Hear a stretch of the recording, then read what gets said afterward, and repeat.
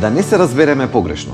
Иако општо прифатена е употребата на термините добар и лош холестерол, тоа не значи дека постојат повеќе видови холестерол. Има само еден вид холестерол.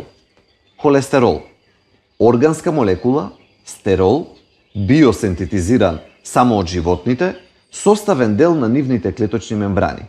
Холестерол еден и единствен. Холестеролот е толку важен за нашето здравје, што нашите тела сами го создаваат целиот холестерол кој што им треба.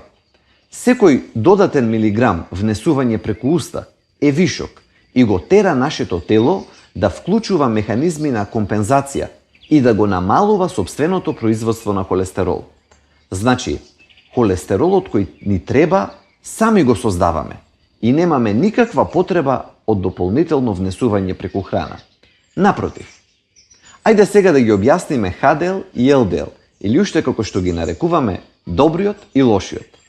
На почетокот кажавме дека холестеролот е масна молекула, липид.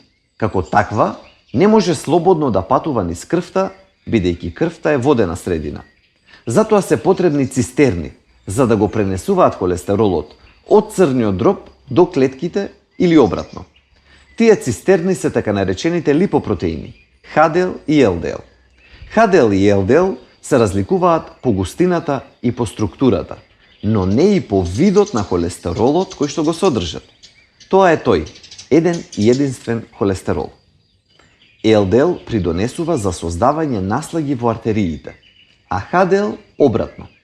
Тоа е заради други причини, но не заради видот на холестерол во нив.